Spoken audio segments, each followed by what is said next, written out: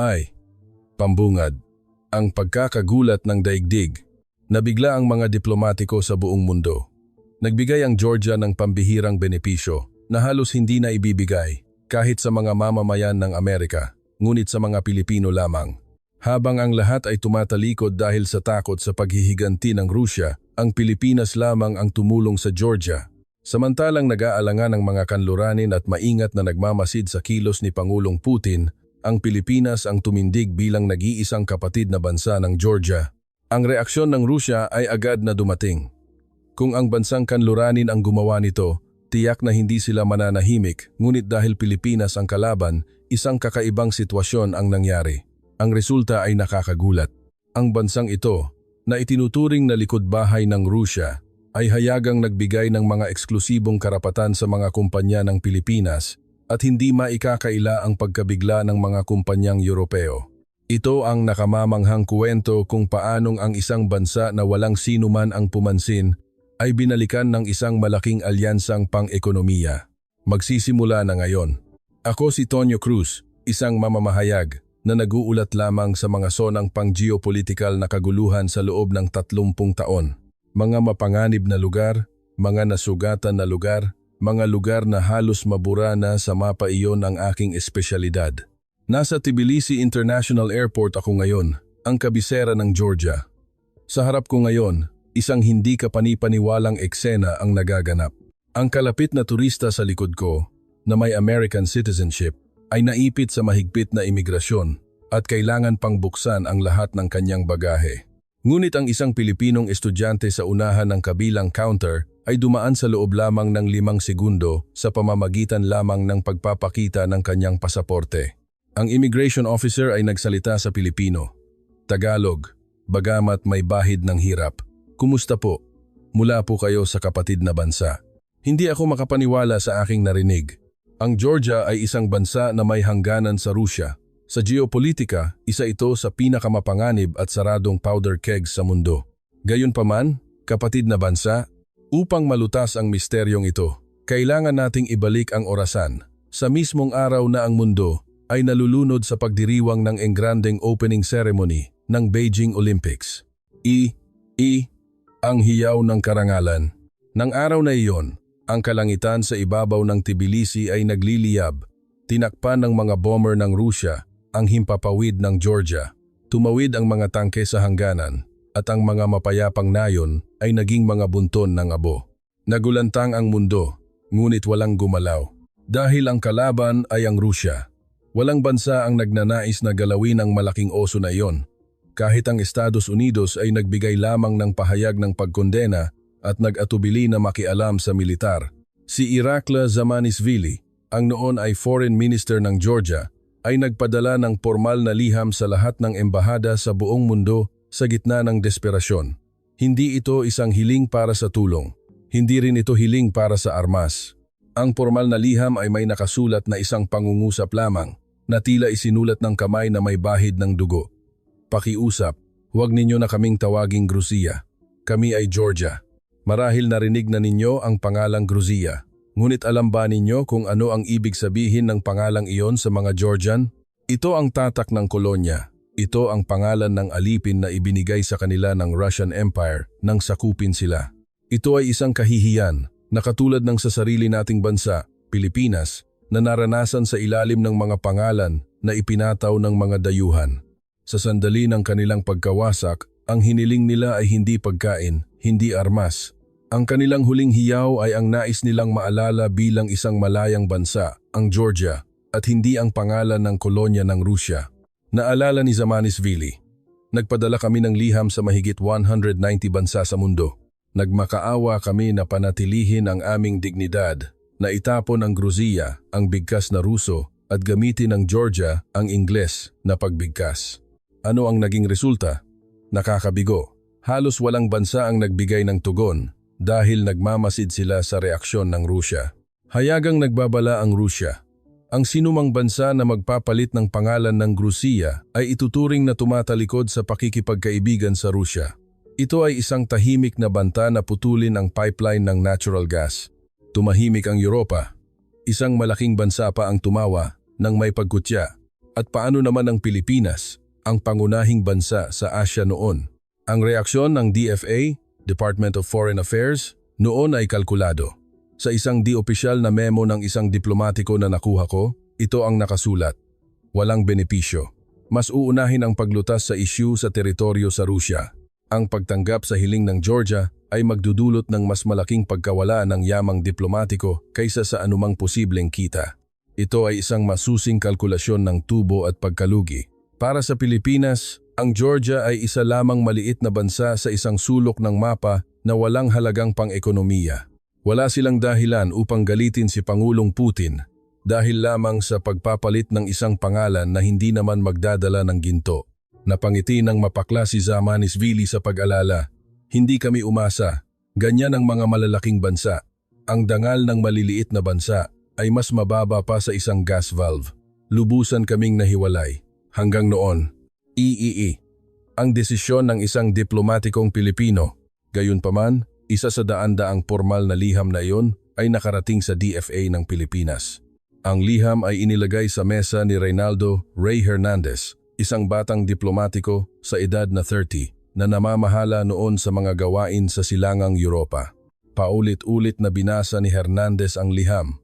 Kung ibang diplomatiko iyon, agad niya itong isinread o isusumite sa kanyang superior na may rekomendasyon na tanggihan. Mahalaga rin sa Pilipinas ang relasyon nito sa Rusya noon. Maraming kumpanya ng Pilipinas ang nakasalalay sa pagpasok sa Rusya at may kinalaman din sa supply ng enerhiya. Ang pagpanig sa Georgia ay katumbas ng diplomatic suicide. Ngunit hindi maialis ni Hernandez ang kanyang mga mata sa liham. Mula sa pangalan na Gruzia, naisip niya ang trahedya ng nakalipas na mga henerasyon ng Pilipino, ang pagdanas ng ating mga ninuno sa pagkawala ng kanilang bansa at ang pagkakait sa kanila ng sariling wika at pangalan. Hindi ito isyung diplomatiko. Ito ay isyu ng identidad. Nagsimulang sumulat si Hernandez ng isang ulat sa nanginginig na kamay. Alam niya na ang isang emosyonal na ulat ay hindi papasa sa DFA na tumitingin sa benepisyo. Sabi ng kanyang mga senior, "Nasisiraan ka na ba ng ulo?" Kapag nalaman ng embahador ng Rusya, magrereklamo kaagad sila. Ngunit hindi siya tumigil. Sa huling bahagi ng kanyang ulat, isinulat niya, "Ang Pilipinas ay isang bansang nakaranas ng sakit ng pagkawala ng pangalan. Kung babalewalain natin ang kanilang sakit, sino ang tatawag sa kanilang pangalan? Ito ay isang isyu ng dignidad ng bansa na higit pa sa pambansang interes." Lahat ay tumutol. Bakit kailangang manguna ang Pilipinas gayong hindi ginawa ng Amerika at ng iba pang malalaking bansa? Ngunit isang bagay na nakakagulat ang nangyari. Ang walang ingat na ulat na ito ay umabot hanggang sa kalihim ng DFA. At pagkatapos ng ilang araw, isang tawag sa telepono ang dumating. Ang pinanggalingan ay ang kagawaran ng ugnayang panlabas ng Pilipinas. Anong desisyon ang ginawa ng Pilipinas? At paano naiwasan ng pagpipiliang iyon ang paghihiganti ng Rusya at itinatag ang pangalan ng Pilipinas sa puso ng mga Georgian? Magsisimula na ngayon ang nakakagulat na paglalahad na iyon. Ang pagpapalit ng pangalan at ang paghihiganti ng Rusya. Hindi raw makakalimutan ni Zamanisvili ang tawag sa telepono noong araw na iyon. Nagkandaw-gaga ako sa opisina nang tumawag ang telepono. Hindi ako makatulog dahil sa balita na pumasok ang mga tropa ng Rusya sa labas ng Tbilisi. Nang sagutin ko, isang batang boses ang nagsalita sa malinaw na Ingles. "Kagawaran ng ugnayang panlabas ng Pilipinas ito.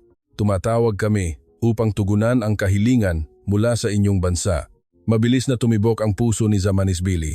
Isa na namang pagtanggi. Isang magalang, maayos na pagtanggi. Marami na siyang natanggap na ganitong tugon mula sa iba pang mga bansa. Inihanda niya ang sarili na marinig ang mga salitang, "Lubos naming pinag-aralan ang kahilingan ng inyong bansa. Ngunit sa kasalukuyan, mahirap itong tanggapin." Ngunit ang mga salitang narinig niya mula sa kabilang linya ay lubos na hindi inaasahan. Ang gobyerno ng Pilipinas ay opisyal na itinitigil ang paggamit ng pangalang Gruzia simula ngayon at papalitan ito ng pagbigkas na Georgia. Am I going to meet it? Hindi makapaniwala si Irakla Zamanisvili sa kanyang narinig. "Ano po? Pakiulit po." "Kinikilala ng Pilipinas ang opisyal na pangalan ng inyong bansa bilang Georgia. Aalisin namin ang Gruzia at gagamitin ang Georgia sa lahat ng dokumento ng gobyerno, mga diplomatic note at mga ulat ng balita. Nagsimulang manginig ang kamay ni Irakla Zamanisvili na may hawak ng telepono. Tinawag siya ng kanyang mga kasamahan sa tabi niya at nagtanong kung ano ang nangyayari, ngunit hindi siya makasagot. Hindi niya makita ang unahan dahil sa luha. Bakit? Sa wakas ay nasabi niya ang isang salita. Bakit kami tinutulungan ng Pilipinas? Maghihiganti ang Rusya. Wala kayong anumang benepisyo. Nagkaroon ng katahimikan sa kabilang linya. Pagkatapos ay narinig ang boses ni Hernandez. Dahil alam namin ang sakit ng pagkawala ng pangalan. 100 taon na ang nakalipas. Inagaw din ang aming pangalan. Pinilit kaming baguhin ang aming pangalan ng isang malaking bansa.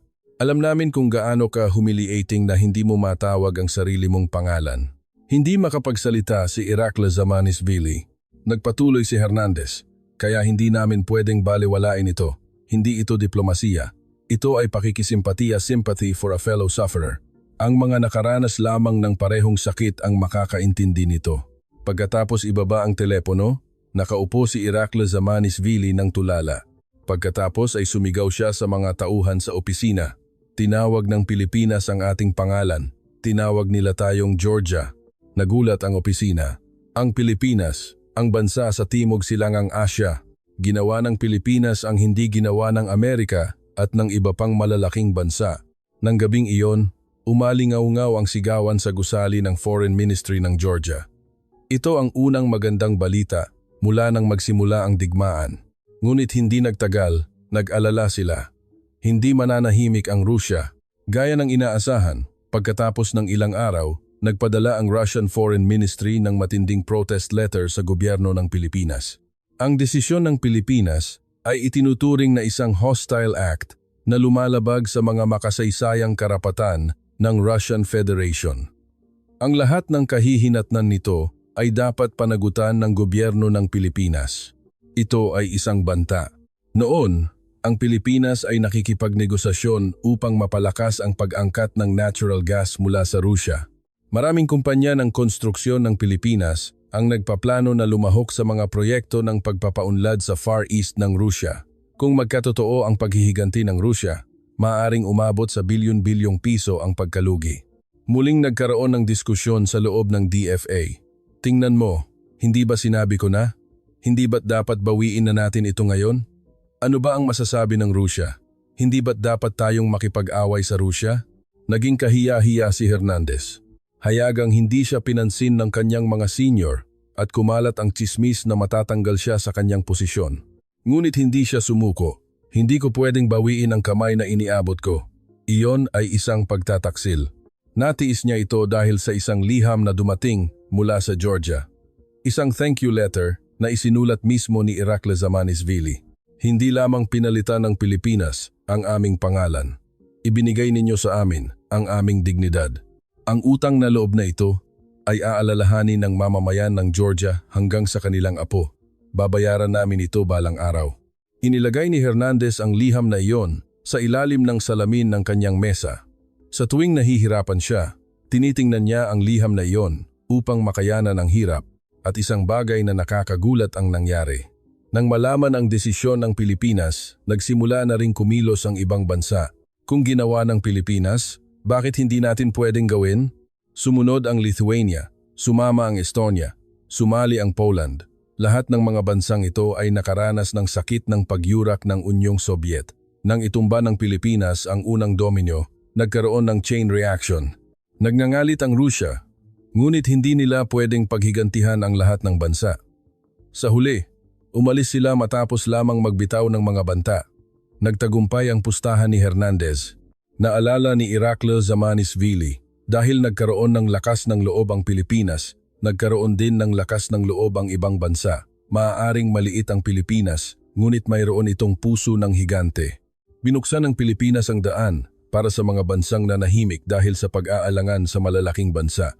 Pagkatapos noon, isang malaking bansa rin ang palihim na nagpalit ng pagbigkas sa Georgia. Ngunit alam ng mga Georgian na sumakay lamang ang bansang iyon nang matapos na ang lahat. Alam nila na ang Pilipinas ang tunay na nagpakita ng lakas ng loob.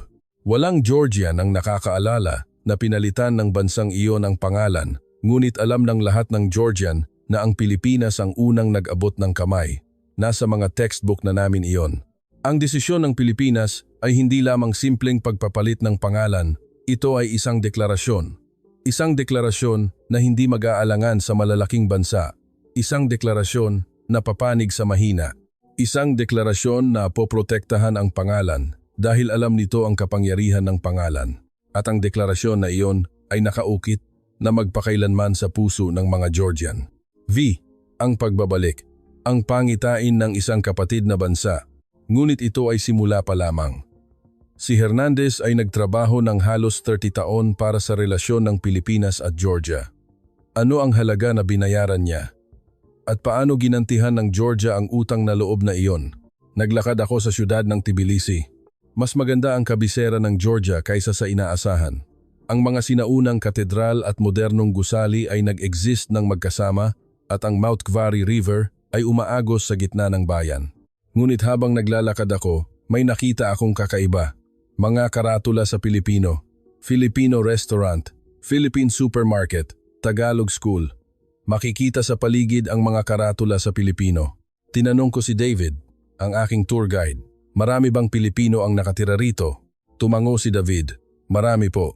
Mayroong mga pumunta rito para sa negosyo, mayroong nag-aaral, at mayroon ding naninirahan lamang. Maraming Pilipino ang nananatili ng matagal dahil maaari silang manatili ng 1 taon nang walang bisa. Tinanong ko, bakit sila nagbibigay ng ganyang benepisyo sa mga Pilipino lamang? Ngumiti si David ng may kahulugan. Mas mabuting tanungin mo iyan sa propesora ng Tagalog sa Tbilisi University. Alam niya ang lahat. Kinabukasan, binisita ko ang Tbilisi University. Berde ang campus at nagkukuwentuhan ang mga estudyante. Narating namin ang gusali ng Tagalog Department. Sa pasukan ng gusali, nakasabit ang bandila ng Pilipinas. Sinalubong ako ni Profesora Nino Cavtaradze, isang babae sa edad na 44, matatas siyang magsalita ng Tagalog. Kumusta po? Hinihintay ko po kayo. Nagulat ako at nagtanong, nagsasalita kayo ng Tagalog? Ngumiti si Profesora Nino, 29 taon ko na itong itinuturo. Minsan, mas madali pa ang Tagalog kaysa sa sarili kong wika. As you have, direkta akong nagtanong. Ano ang dahilan kung bakit nagbibigay ang Georgia ng 1 taong walang bisa sa mga Pilipino lamang? Naging seryoso ang ekspresyon ni Profesora Nino. Upang pag-usapan iyan, kailangan mo munang malaman ang aming karanasan. Kumuha siya ng isang lumang larawan mula sa bookshelf. Ito ang larawan ng aking lola. Sa isang black and white na larawan, nakatayo ang isang batang babae. Ipinanganak ang kanyang lola noong panahon ng Unyong Soviet. Mula nang ipanganak siya, hindi niya narinig ang pangalang Georgia lamang Gruzia dahil Gruzia ang lahat sa paaralan, sa pahayagan at sa radyo. Nagpatuloy si Profesora Nino. Bago mamatay ang lola ko, sinabi niya sa akin, Apo, habang buhay, hindi ko natawag ng tama ang pangalan ng ating bansa. Nais ko lang sana matawag akong Georgian bago ako mamatay. Lumabas ang luha sa mata ni Profesora Nino. Namatay ang kanyang lola 2 taon bago bumagsak ang Unyong Soviet. Sana, tumagal pa siya ng kaunti para marinig ang pangalan na Georgia. Tahimik akong nakinig. Bakit po ganoon ang inyong pagkamuhi sa pangalang Gruzia? Sumagot si Profesora Nino. Dahil hindi namin iyan pangalan. Iyan ang pangalan na ibinigay sa amin ng Rusya nang sakupin nila kami. Alam mo ba kung ano ang tawag namin sa aming sarili? Sa Kartvelo iyan ang tunay. Ang Georgia ay ang Ingles na pagbigkas. Ang Gruzia ay ang pagbigkas na Ruso. Unquote. Pinatindi niya ang kanyang boses. Maiintindihan iyan ng mga Pilipino. Hindi ba't may isang malaking bansa rin ang nagtangkang palitan ang pangalan ng inyong mga syudad? Colonial name. Masaya ka bang tawagin ka sa pangalang iyan? Umiling ako. Ganyan din iyan. Ang Gruzia ay ang pangalan ng kolonya, ang pangalan ng alipin para sa amin. Tinawag kami sa pangalang iyan sa loob ng 70 taon. Kumuha si Profesora Nino ng isa pang larawan. Ito ay kinunan sa Embahada ng Pilipinas. No, sa larawan, magkasama ang mga diplomatiko ng Pilipinas at mga opisyal ng Georgia, may hawak na dokumento ang isang batang Pilipino. Ito po si Reynaldo Hernandez, ang official in charge nang ipinabatid ng Pilipinas ang pagpapalit ng pangalan. Tiningnan kong mabuti ang larawan. Isang batang lalaki na mukhang nasa maagang 30s. Nang kinuna ng larawang ito, umiyak ang lahat ng aming opisyal sa Foreign Ministry, sabi ni Profesora Nino. Noon, may giyera. Malapit na ang mga tangke ng Rusya sa hangganan. Maaaring mawasak ang aming bansa. Ngunit mula sa malayo, ang Pilipinas ay tumawag sa aming pangalan, Georgia. Nanginginig ang kanyang boses. Noon namin naintindihan. Mayroon kaming kakampi sa mundo. May isang bansa na tatawag sa aming pangalan nang hindi nag-aalangan sa malalaking bansa. Tinanong ko, kaya ba nagbigay kayo ng isang taong walang visa? Tumango si Propesora Nino. Hindi lang iyan, ngunit iyan ang simula. Hindi lamang pinalitan ng Pilipinas ang aming pangalan. Patuloy silang naging kaibigan namin. Nagpatuloy siya sa pagpapaliwanag. Nang sakupin ng Rusya ang 20% ng aming teritoryo, ipinahayag ng Pilipinas na hindi nila kinikilala ang okupasyon ng Rusya. Pumabor sila sa amin sa United Nations. Dinagdagan din nila ang kanilang economic cooperation. Sa loob ng 30 taon, hindi kami kailanman tinraidor ng Pilipinas. Anuman ang rehimen, anuman ang politikal na panig, hindi nagbabago ang patakaran ng Pilipinas sa Georgia. Tumingin si Propesora Nino sa labas ng bintana. Kaya gusto naming gumanti ng utang na loob. Ang ginawa ng Pilipinas sa amin, gusto naming gawin din sa kanila. Tinanong ko, ang isang taong walang visa ba ang pagganti sa utang na loob na iyon? Ngumiti si Propesora Nino. Hindi lamang iyon, gusto naming ibigay ang lahat ng maaari naming ibigay. Upang ang mga Pilipino ay mamuhay ng komportable, magtrabaho at magnegosyo sa aming bansa. Hindi namin malilimutan ang utang na loob ng Pilipinas. Nagbigay ako ng isang katanungang crucial. Ang ibang bansa rin naman ay nagpalit ng pagbigkas sa Georgia pagkatapos. Binibigyan ba ninyo rin sila ng parehong benepisyo? Bahagyang nagbago ang ekspresyon ni Propesora Nino. 90 araw lang ang bansang iyon. Bakit? Pinalitan nila nang magdesisyon na ang lahat. Mas huli kaysa sa Pilipinas. At sa totoo lang, tinanggihan ng bansang iyon ang aming hiling noong una dahil sinabi nila na walang minimal benefit. Mariin siyang nagsalita. Iba ang unang nag-abot ng kamay at ang sumunod. Ang Pilipinas ang unang nag-abot ng kamay noong pinakamahirap ang aming sitwasyon. Paano namin malilimutan ang utang na loob na iyon? Tumango ako. Idinagdag ni Propesora Nino, at may isa pa.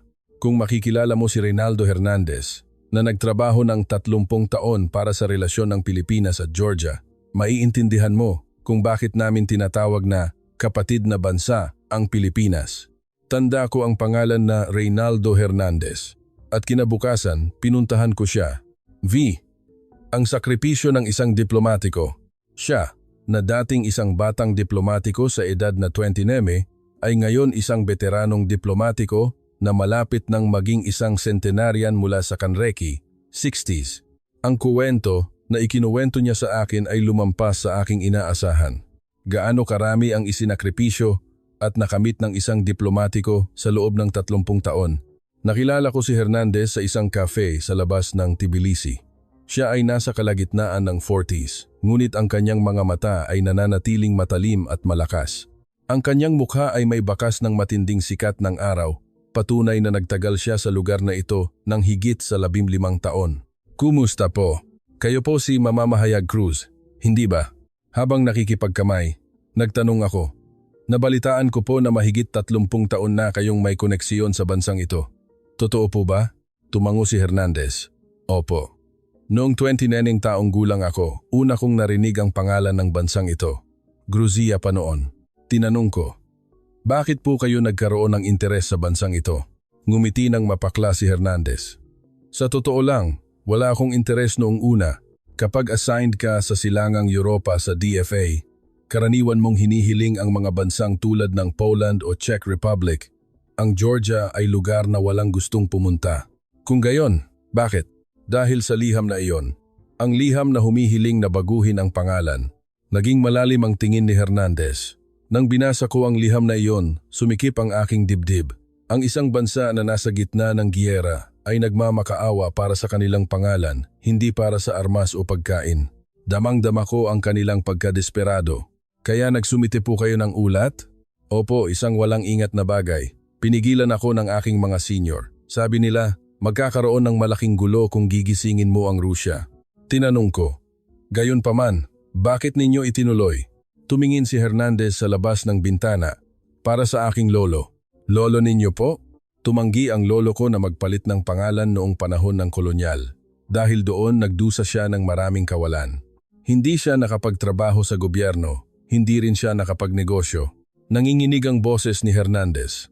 Bago mamatay ang lolo ko, sinabi niya sa akin, "Ray, mas mahalaga ang pangalan kaysa buhay. Kung itatapon mo ang iyong pangalan, itatapon mo ang iyong sarili."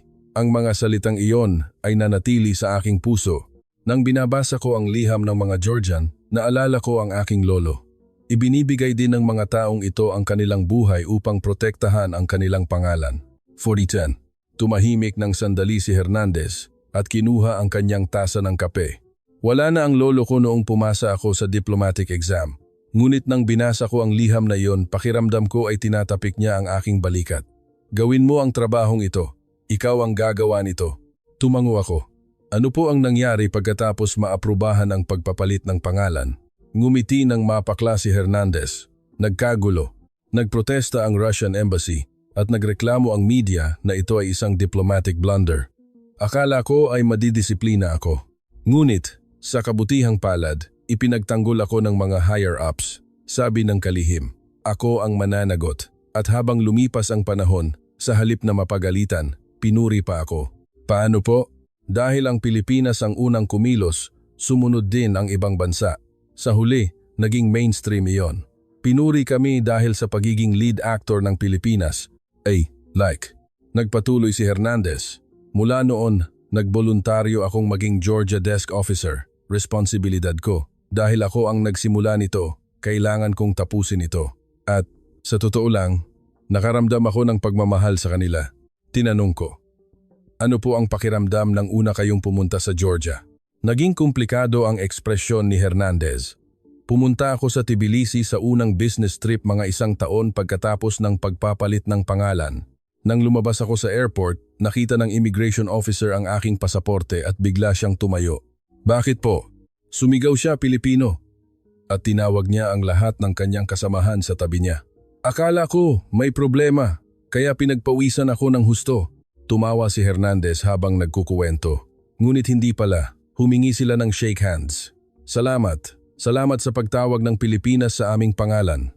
Nag-shake hands kami sa loob ng 10 minuto sa immigration counter. Ito, totoo po ba? Opo. Isang officer ang mahigpit na humawak sa kamay ko at hindi binitawan.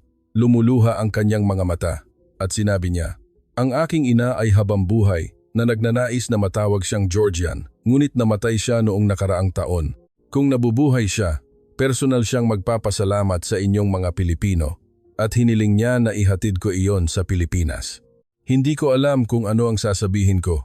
Hinawakan ko lang ng mahigpit ang kanyang kamay. When point foremost that move it, nagpatuloy si Hernandez. Nang lumabas ako ng airport, tinanong ako ng taxi driver kung saan ako nanggaling. Nang sabihin ko na Pilipinas, sinabi niya na hindi siya sisingilin. Hindi siya sisingilin? Opo.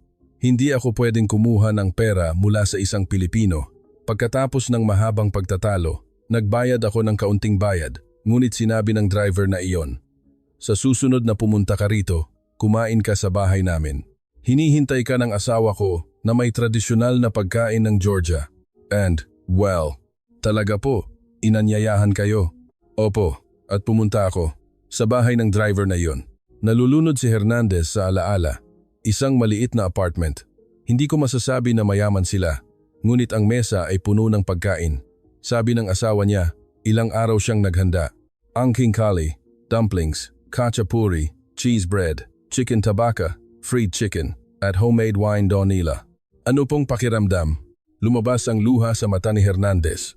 Habang kumakain kami, biglang umiyak ang driver na iyon. Nang tanungin ko kung bakit siya umiiyak, sinabi niya, ang aking ama ay namatay noong panahon ng Unyong Sobyet, ngunit habang buhay niyang kinamuhian ang pangalan na Gruzia. Nais niyang matawag siyang Georgian bago siya mamatay, ngunit hindi nangyari. Ngunit tinawag ng Pilipinas ang ating pangalan. Gaano kasaya ang aking ama kung nabubuhay siya, ganyan siya umiyak. Pinunasan ni Hernandez ang kanyang luha. Umiyak din ako. Noong sandaling iyon, nagdesisyon ako. Iaalay ko ang aking buhay para sa mga taong ito. Tahimik akong nakinig. Nagpatuloy si Hernandez. Mula noon, ilang beses na akong bumalik sa Georgia. Sa tuwing pumupunta ako, Dumadaan ako sa bahay ng taxi driver na iyon. Naging parang pamilya kami. Parang pamilya po? Tumango si Hernandez. Ang pangalan ng driver na iyon ay Giogi. Ang asawa niya ay Nana at ang anak nila ay David. Sila ang pamilya ko sa Georgia. Nang high school pa lang si David, tinuruan ko siyang magtagalog. Sa tuwing pumupunta ako sa business trip, binibilhan ko siya ng mga Tagalog study materials. Nag-aral ng husto ang bata. Ngumiti si Hernandez. Sa huli, pumasok si David sa Tagalog Department ng Tbilisi University. Umiyak siya sa telepono na nagsasabing nakatulong ang Tagalog na itinuro ko. Umiyak din ako. Nang ikasal ang anak nila, nagpadala ako ng regalo. Pumunta rin ako sa kasal. And, ano po ang kasal? Nagliwanag ang ekspresyon ni Hernandez. Isang tradisyonal na kasal ng Georgia.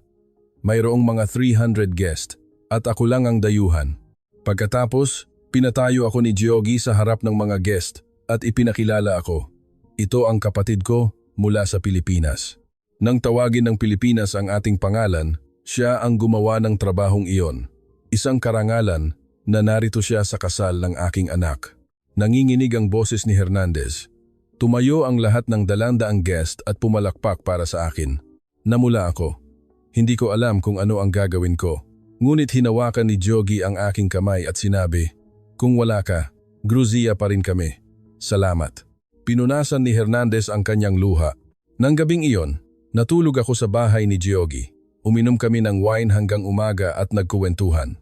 Tungkol sa buhay, tungkol sa pamilya, tungkol sa bansa. Iba ang aming nasyonalidad, ngunit kami ay parang tunay na magkapatid. Nagpadala rin siya ng regalo nang ipanganak ang kanilang apo. Nakikipag-ugnayan pa rin po kayo sa kanila? Nagdilim ang ekspresyon ni Hernandez. Namatay si Giogi ilang taon na ang nakakaraan. Atake sa puso. Pumunta ako sa kanyang funeral. Tumagal ng 13 na oras ang biyahe sa eroplano, ngunit kailangan kong pumunta. Akala ko, pagsisisihan ko habang buhay kung hindi ako pupunta. Nagpatuloy si Hernandez. Nang pumunta ako sa funeral home, niyakap ako ni Nana at umiyak.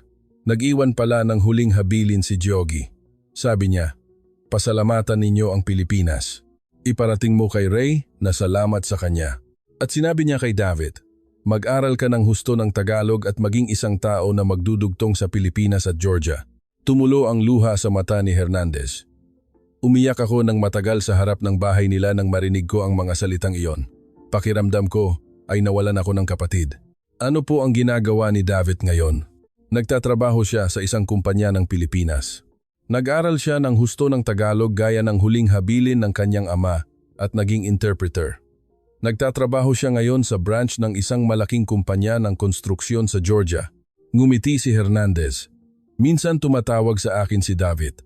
Sa anibersaryo ng pagkamatay ng kanyang ama, palaging may tawag. "Tito, gusto kang makita ni tatay."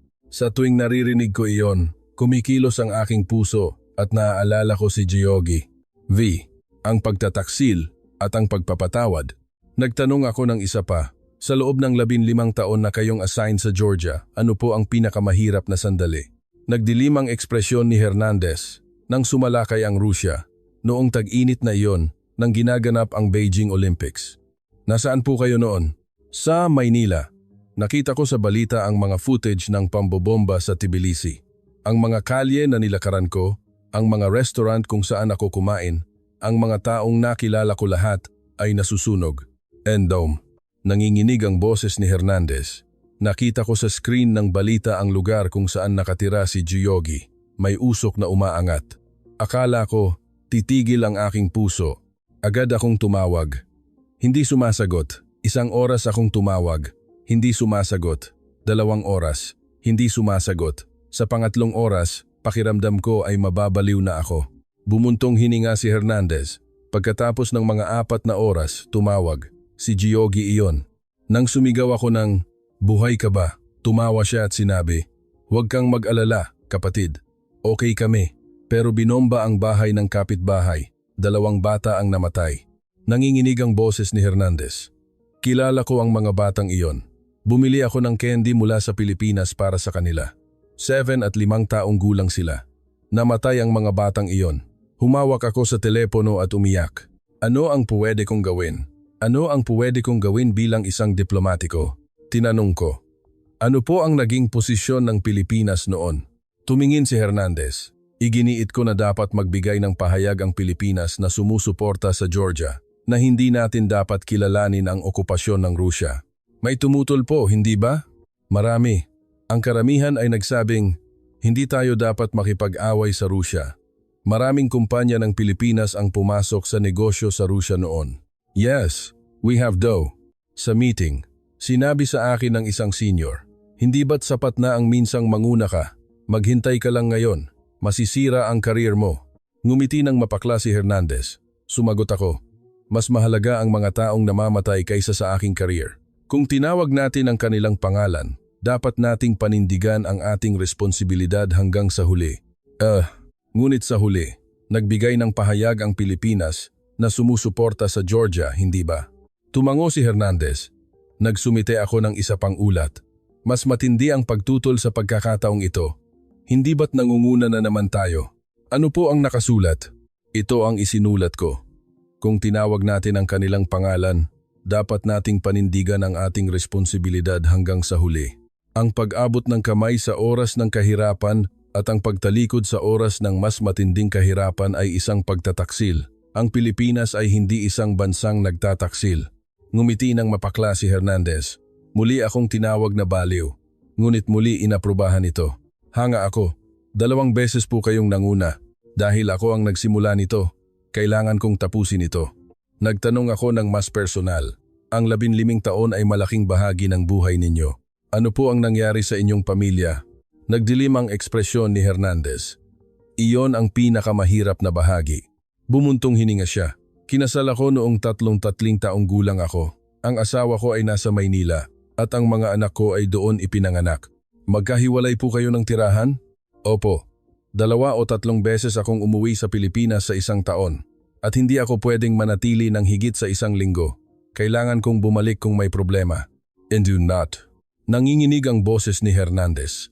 Hindi ako nakapunta sa enrollment ng panganay kong anak sa elementarya. Hindi rin sa graduation. Ganoon din sa high school. Isang beses, tumawag sa akin ang asawa ko. Sabi niya, may homework daw ang panganay ko sa paaralan na ipakilala ang pamilya. Ang mga kaklase niya ay may larawan kasama ang kanilang ama, ngunit ang anak ko ay walang larawan. If you find, I'm at no the zone. Nang tanungin ng guro kung nasaan ang kanyang ama. Ganito ang sagot ng anak ko. Nanginginig ang boses ni Hernandez. Nagtatrabaho ang tatay ko sa malayo. Hindi ko na po maalala ang mukha niya. Nang marinig ko ang mga salitang iyon, humawak ako sa telepono at umiyak.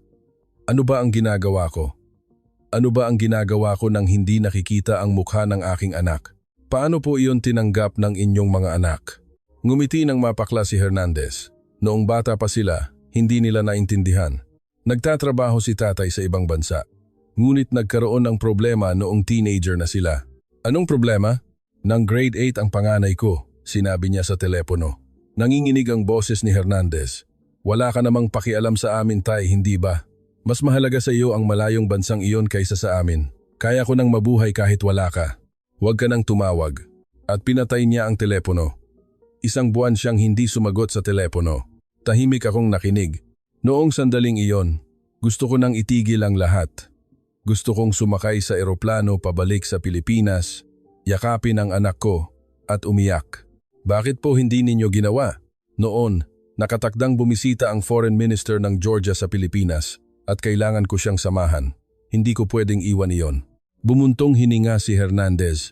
Tumawag ako sa asawa ko at sinabi ang sitwasyon. Umiyak ang asawa ko at sinabi, hindi ka asawa o ama. Kinasal ka sa Georgia, hindi sa akin. Maghiwalay na tayo. Nagulat ako. Diborsyo po? Tumango si Hernandez.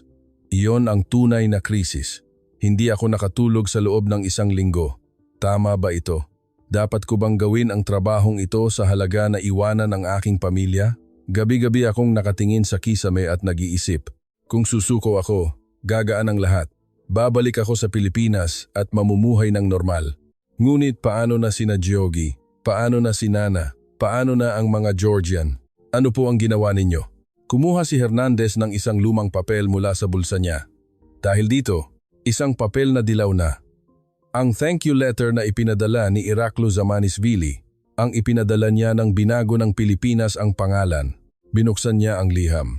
Ganito ang nakasulat dito. Ibinigay ng Pilipinas sa amin ang aming dignidad. Aalalahanin namin ang utang na loob na ito hanggang sa aming apo. Therefore, habang tinitingnan ko ang liham na ito, naisip ko, kung susuko ako rito, tatraydurin ko ang pangakong ito. Maaaring maapektuhan ang relasyon ng dalawang bansa dahil sa akin. Kaya sumulat ako ng liham sa aking asawa, isang 20 pahinang liham. Ano po ang nakasulat? Pinunasan ni Hernandez ang luha at sinabi, "Patawarin mo ako. Tama ka. Masamang asawa ako at masamang ama. Ngunit hindi ko pwedeng iwan ang trabahong ito. Dahil ako ang nagsimula, kailangan kong tapusin ito." Oh, at isinulat ko, balang araw, kapag lumaki na ang mga anak natin, maiintindihan nila kung bakit nagkaroon ng ganitong buhay ang kanilang ama. Maghintay ka lang hanggang noon. Tumigil ng sandali si Hernandez. Sa dulo ng liham, isinulat ko, "Maiintindihan ko kung iwanan mo ako, ngunit mahal kita. Mamahalin kita habang buhay. Babalik ako balang araw. Maghintay ka lang." Ano po ang reaksyon ng asawa ninyo? Walang tugon. Sa loob ng isang buwan, akala ko, sumuko na siya. D-Stang, ATE, Co, ATE. Nagliwanag ang ekspresyon ni Hernandez. Ngunit pagkatapos ng isang buwan, may dumating na package mula sa asawa ko. Ano po ang laman? Isang barong Tagalog. Ang barong Tagalog ko at may isang memo. Nanginginig ang boses ni Hernandez. "Kahit hindi ka makauwi para sa Pasko, isuot mo ito, kumuha ka ng larawan, at ipadala mo. Ipapakita ko sa mga bata na ang kanilang tatay ay nagtatrabaho ng husto sa malayo." Noon ako umiyak ng husto, pinatawad ako ng asawa ko. Andaw, pinunasan ni Hernandez ang kanyang luha. Hawak ko pa rin ang barong Tagalog na iyon. Sa tuwing may okasyon, sinusuot ko ito, kumukuha ng larawan at ipinapadala. Hindi ako nagpalya sa loob ng 15 taon. Mayroon pa po bang iba sa package? Liham mula sa mga bata. Ganito ang nakasulat sa liham ng panganay ko. "Tatay, sorry. Sorry dahil nagalit ako. Alam ko na mahalaga ang trabaho mo. Gusto kitang makita, tatay." Tumulo ang luha sa mata ni Hernandez. Umiyak ako ng matagal matapos kong basahin ang liham na iyon. At nagdesisyon ako, ipapakita ko sa aking mga anak balang araw kung ano ang ginawa ng kanilang ama. Tinanong ko, "Kailan po kayo nagkita ng inyong mga anak?" Ngumiti si Hernandez. Nang college na ang panganay ko, pumunta siya sa Georgia. Backpacking trip. Wala siyang sinabi sa akin ng una. Bakit po? Gusto niya raw makita kung ano ang ginagawa ko. Kung ano ang ginagawa ko sa malayong bansang ito sa loob ng 15 taon na iniiwan ang pamilya. Lumabas ang luha sa mata ni Hernandez. Nang dumating ang anak ko sa Tbilisi Airport, nang malaman ng immigration officer na Pilipino siya, ngumiti sila at pinadaan siya. Nang sumakay siya sa taxi, nagpatugtog ng Pilipinong kanta ang driver. Nang kumain siya sa restaurant, service daw dahil Pilipino siya. Nagtaka ang anak ko, bakit sila ganoon kabait? Dahil ba Pilipino ako? Kaya nagtanong siya sa taxi driver, bakit po ganoon kayo kabait sa mga Pilipino? Nagpatuloy si Hernandez. Sumagot ang driver, dahil ang Pilipinas, ang kapatid na bansa. Nang pinakamahirap ang sitwasyon namin, tinawag ng Pilipinas ang aming pangalan. Paano namin malilimutan ang utang na loob na iyon? Gusto pang malaman ng anak ko, kaya nagtanong siya sa lahat. Bakit mahal ng mga Georgian ang Pilipinas? Hanggang sa nakilala niya ang isang tao sa Foreign Ministry. Sinabi raw sa kanya ng taong iyon ang kwento ko. Isang diplomatiko ng Pilipinas ang nagtrabaho ng 15 taon para sa aming bansa. Siya ang unang nagpalit ng pangalan. Siya rin ang kumampi sa amin noong giyera. Nanginginig ang boses ni Hernandez. Tinanong daw ng anak ko kung sino ang taong iyon. Binanggit daw ng opisyal ng Foreign Ministry ang pangalan ko. Pinuntahan ako ng anak ko. Nalaman niya kung nasaan ako mula sa Foreign Ministry ng Georgia. Nagkita kami sa cafe. Nang makita ako ng anak ko, tumahimik siya ng sandali at bigla siyang umiyak. Tumulo ang luha sa mata ni Hernandez. Sabi ng anak ko, "Tatay, narinig ko po ang kwento ninyo mula sa mga Georgian. Sinabi nila na isang diplomatiko ng Pilipinas ang nagtrabaho ng 15 taon para sa aming bansa. Kung wala siya, hindi raw magiging ganito ang relasyon ng Pilipinas at Georgia. Next time iyan Ben, Relaman, Nang sabihin ko na ang taong iyon ay ang aking ama, binigyan ako ng lahat ng wine. Salamat sa tatay ko. Tatay, ipinagmamalaki ko po kayo. Sorry po. Sorry dahil kinamuhian ko kayo. Pinunasan ni Hernandez ang kanyang luha. Nang marinig ko ang mga salitang iyon, umiyak ako ng husto. Niyakap ko ang anak ko at umiyak. Pakiramdam ko, sulit ang 15 taong pagtitiis. 2 araw kaming magkasama. Ipinakita ko sa kanya ang aking trabaho, ang mga taong nakikilala ko, ang bayan na tinitirhan ko lahat. Sa huling araw, sa airport, sinabi ng anak ko sa akin, "Tatay, naiintindihan ko na po ngayon kung bakit kayo narito. Huwag na po kayong umuwi. Hanggang sa matapos ninyo ang dapat ninyong gawin dito, huwag na po kayong umuwi. Hihintayin po namin kayo." Ngumiti si Hernandez. Iyon ang pinakamalaking regalo. Tinanong ko, "Kumusta po ang relasyon ninyo sa pamilya ninyo ngayon?" Ngumiti si Hernandez. "Maganda na po. Lumaki na ang mga anak ko at kinasal na ang panganay ko. Naghintay ang asawa ko sa loob ng 15 taon. Malapit na akong mag-retire at maninirahan kaming magkasama. Gagawin ko ang lahat ng hindi ko nagawa noon." VE. Ang Economic Alliance at ang wika ng kapatid. Huli kong katanungan. Pinarangalan po ba kayo ng gobyerno ng Georgia? Mapagkumbaba siyang umiling. Hindi po. Isa lang akong simpleng diplomatiko. Ngunit pagkatapos, nalaman ko kay Propesora Nino na pinarangalan si Hernandez ng Order of Friendship ng gobyerno ng Georgia, ang pinakamataas na parangal na ibinibigay sa isang dayuhan. Sa awarding ceremony, personal na sinabi ng Pangulo, siya ang nagdugtong sa Pilipinas at Georgia sa loob ng 15 taon.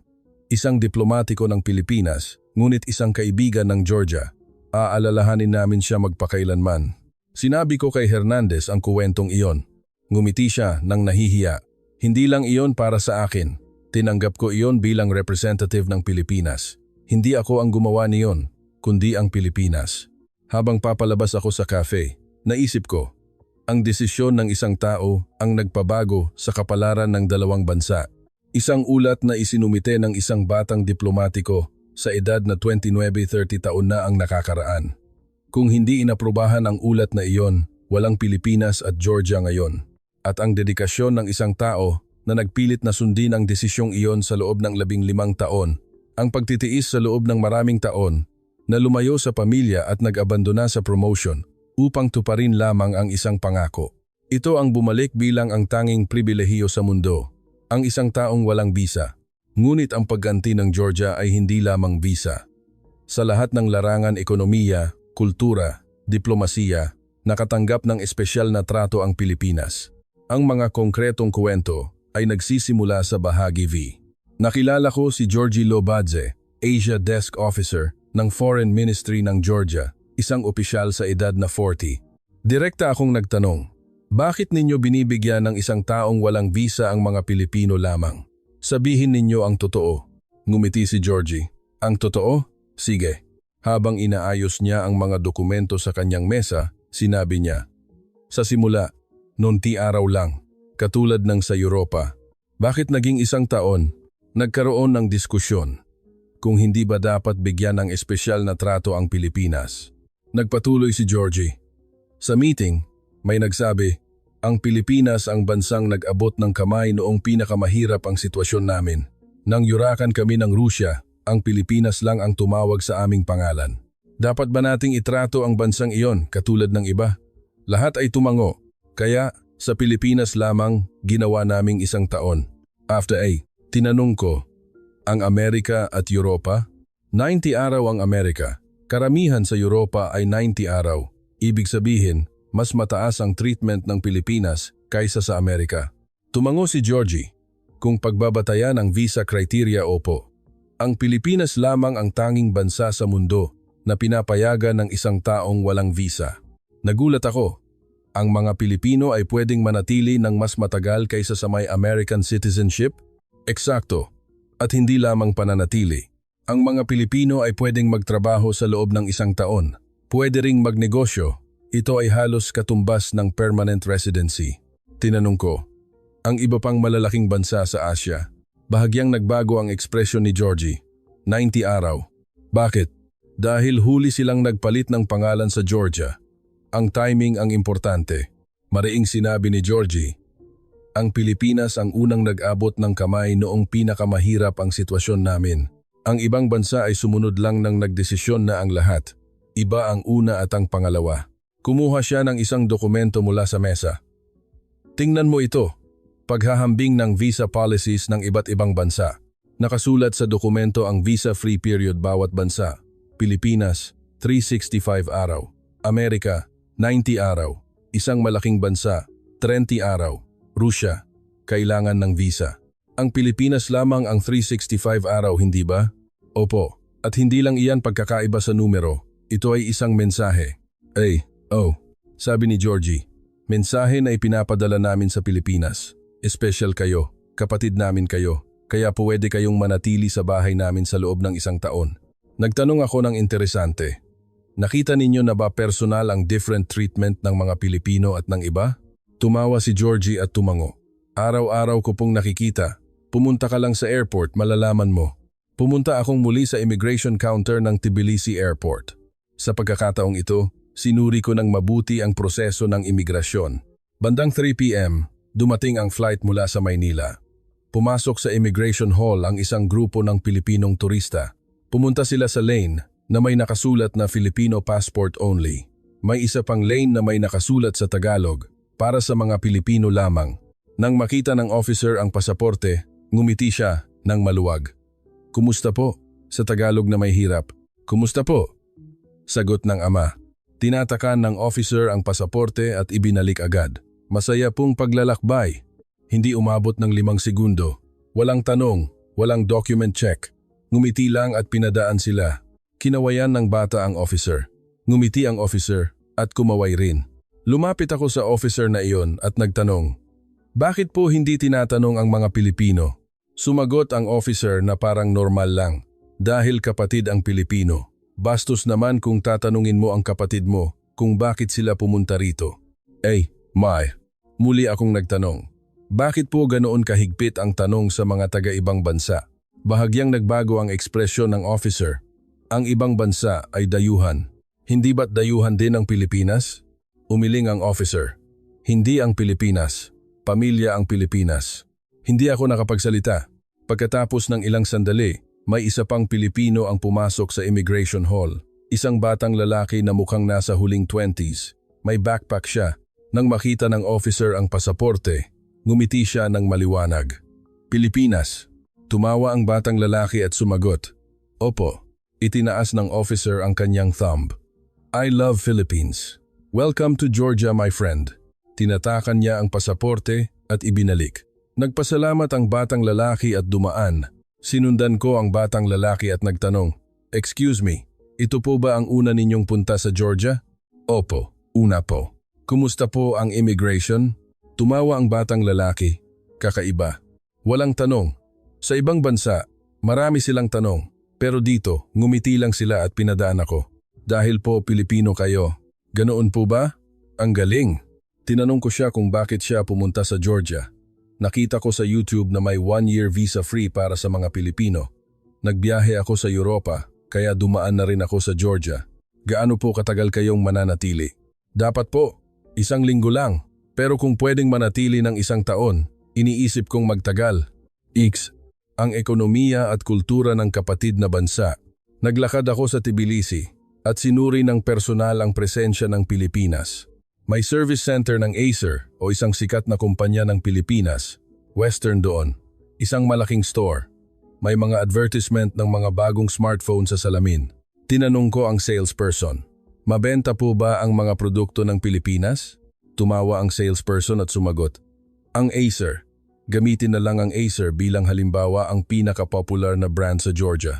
Lahat ay nagtitiwala sa mga produkto ng Pilipinas. Bakit? Dahil maganda ang quality at dahil Pilipinas iyan. Idinagdag ng salesperson, ang mga tao rito kapag narinig ang Pilipinas, automatically maganda ang tingin. Alam ng lahat na kumpanya ng Pilipinas ang Acer, kaya mas lalo silang bumibili. Mas popular po ba kaysa Apple? Pareho lang, pero mas mahal ang Apple. Mas maraming tao ang bumibili ng Acer sa parehong presyo dahil gawa ng Pilipinas. It was Neitsa, where Mazdown. May dealership din ng Toyota na gawa sa isang Asian bansa. ngunit ang brand ay global. Ang showroom ay nagpapakita ng mga bagong sedan at SUV, malinis at makintab. Sinalubong ako ng dealer manager. Welcome! Naghahanap po ba kayo ng sasakyan? Hindi po, naguulat lang ako. Nabalitaan ko pong mabenta ang Toyota rito. Nagliwanag ang mukha ng manager. Opo, siyempre, mataas ang share ng Toyota sa Georgia. Dahil may perception sila na maganda ang quality ng mga sasakyan ng Pilipinas or Asia in general, but the Filipino connection helps. Mas popular po ba kaysa sa ibang bansa? Tumango ang manager. Opo, mayroon ding mga sasakyan mula sa ibang bansa sa Asia, ngunit mas mabenta ang Toyota. Nakakatulong dito ang pagiging brand ng Pilipinas or a country related to a Filipino company. Gaano po karami ang nabebenta? Mahigit 1,000 units po noong nakaraang taon. Ang populasyon ng Georgia ay hindi pa umaabot sa 4 na milyon, kaya ang 1,000 ay malaking numero. Tumingin ang manager sa showroom at sinabi, "Nakikita mo ba ang SUV na iyon? Iyan ang pinaka-popular. Perfect para sa pamilya. Mahilig magbiyahe ang mga Georgian kasama ang kanilang pamilya. Maganda, hindi ba, kung sa Toyota sila sasakay? May mga Pilipino rin po bang customer?" Mayroon po. Ang mga Pilipinong nagtatrabaho rito ay bumibili ng sasakyan. Mayroon kaming special discount para sa mga Pilipino. Bakit po? Tumawa ang manager. Dahil Pilipino sila, hindi kami pwedeng maningil ng sobra sa aming mga kapatid.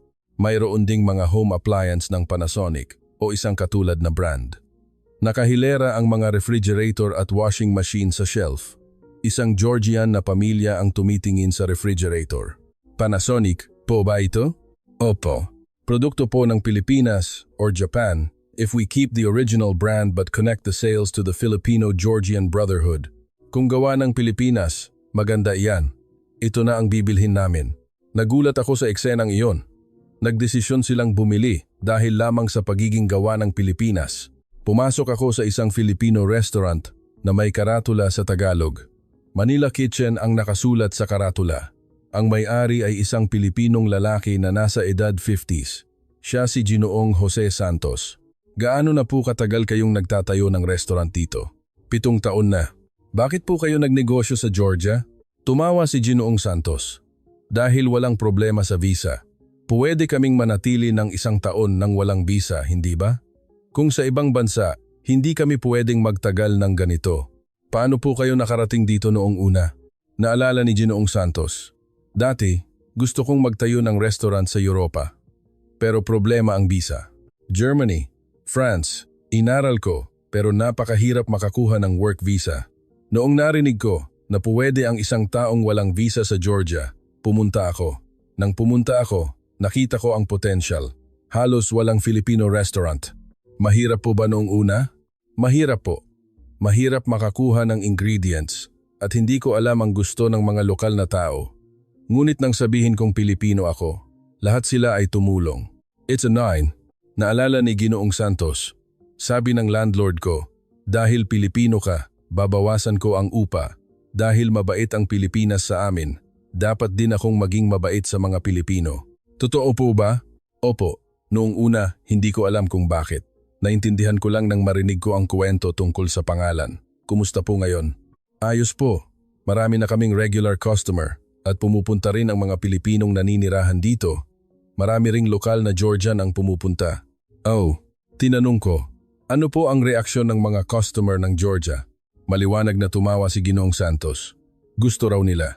Adobo, sinigang, pansit, lahat popular. Pero ang chicken adobo ang hit. Nakita raw nila sa Filipino teleserye na may eksena kung saan umiinom ng beer at kumakain ng adobo. Anong teleserye po? Ang Pangako Sa'yo po iyon. May ganoon daw na eksena. Ang mga kabataan ng Georgia ay pumupunta rito. Nag-order ng adobo at beer, kumukuha ng larawan at ina-upload sa Instagram. Tumawa si Ginoong Santos at idinagdag. Minsan, may isang batang babae na Georgian na pumunta kasama ang boyfriend niya. Nag-order sila ng adobo at beer at ginaya ang famous line ng Pangako Sa'yo. Napangiti ako. Nakaranas po ba kayo ng special treatment dahil Pilipino kayo? Tumango si Ginoong Santos. Marami po. Nang rental contract, binawasan ng landlord ang upa dahil Pilipino ako. Ang supplier ng ingredients ay nagbigay ng magandang kondisyon dahil Pilipino ako. Isang beses, may magnanakaw na pumasok sa store. Sa kabutihang palad, hindi malaki ang pinsala pero dumating ang pulis at nag-imbestiga. Nang sabihin kong Pilipino ako, ganito ang sinabi ng police officer. Hindi namin pwedeng hayaan na magnakaw sa tindahan ng Pilipino.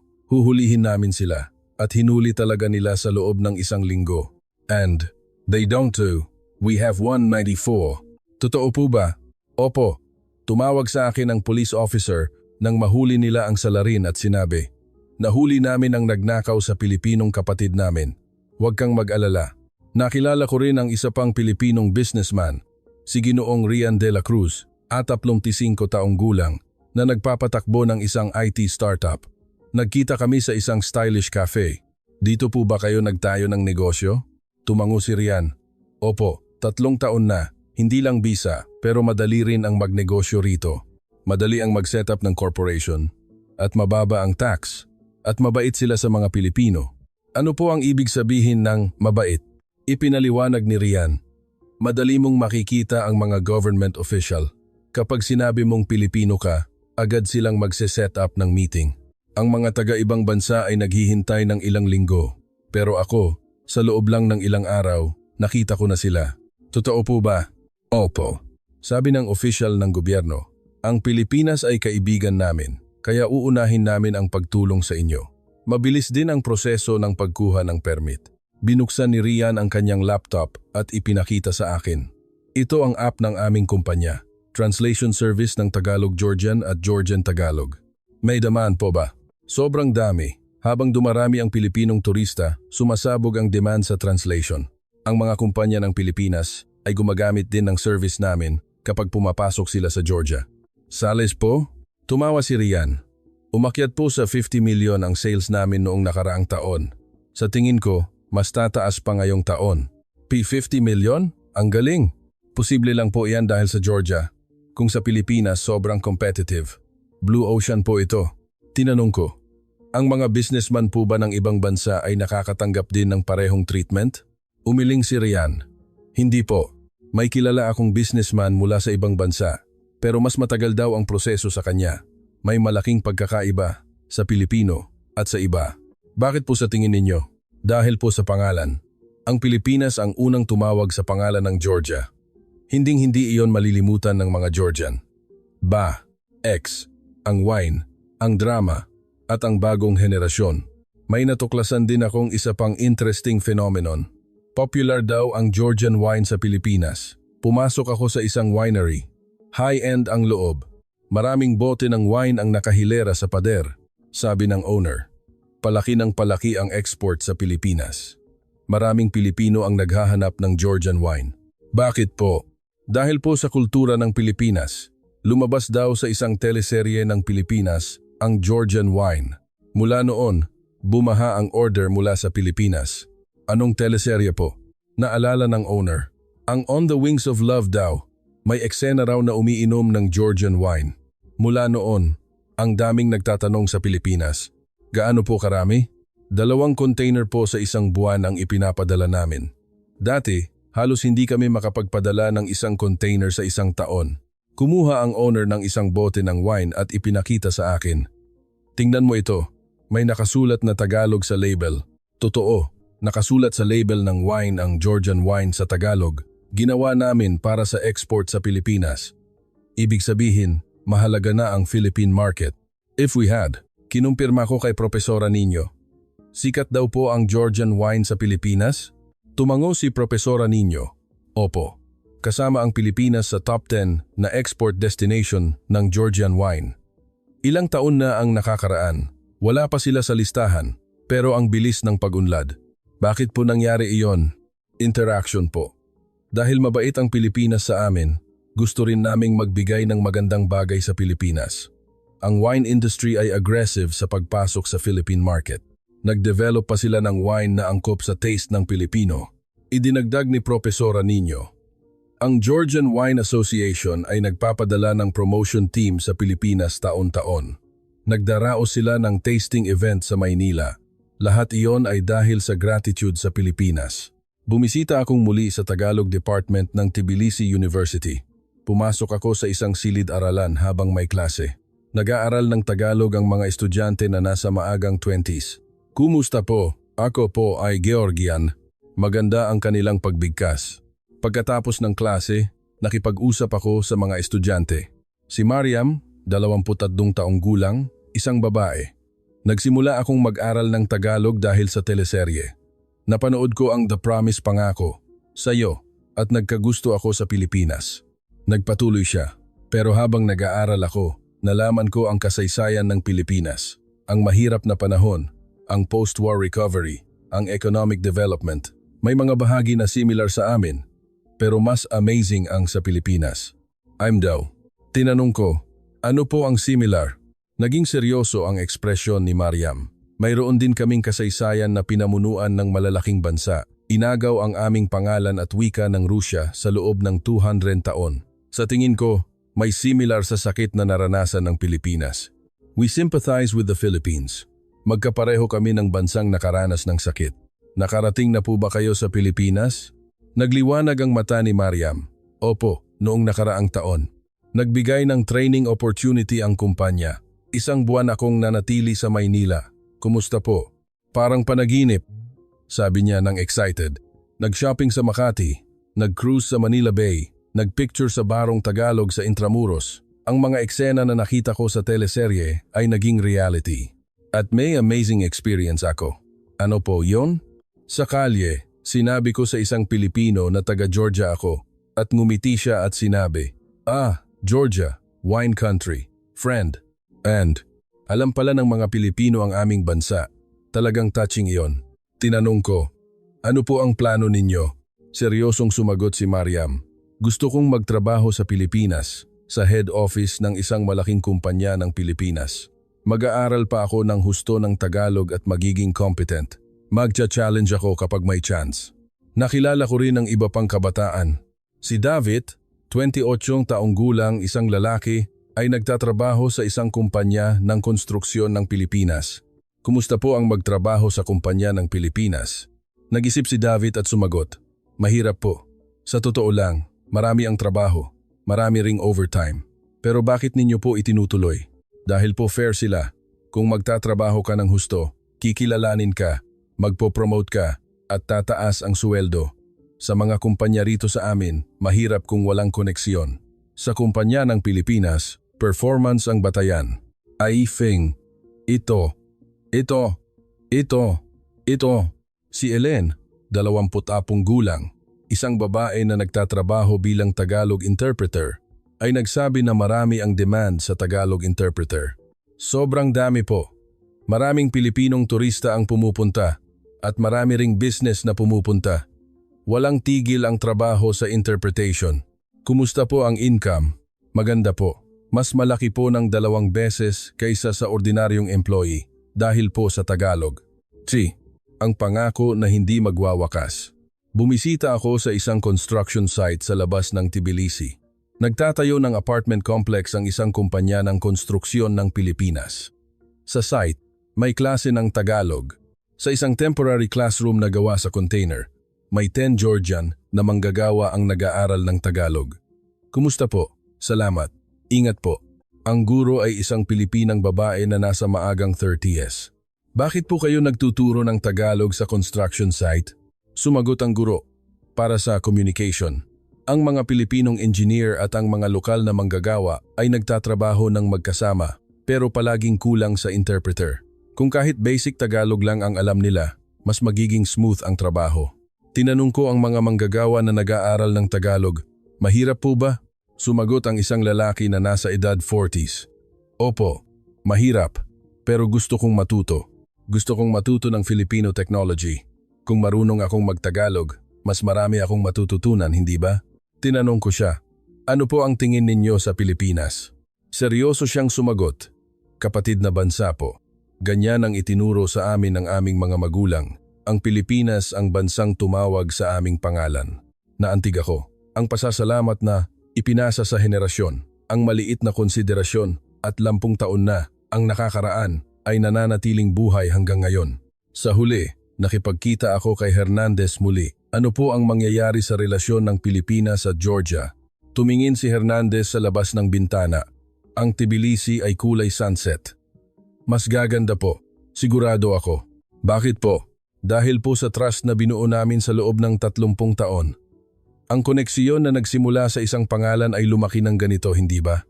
Mas lalaki pa iyan. Ngumiti siya. Nakita mo ang mga kabataan na nakilala mo ngayon. Si Mariam, si David, si Ellen. Sila ang magdadala ng relasyon na ito. Magre-retire na ako. 30 taon na akong nagtatrabaho. Sapat na. Pero hindi ako nag-aalala dahil narito ang mga kabataan. Tinanong ko, ano po ang gagawin ninyo pagkatapos mag-retire? Tumawa si Hernandez. Pilipinas. Babalik ako sa Maynila. Hinihintay ako ng asawa ko.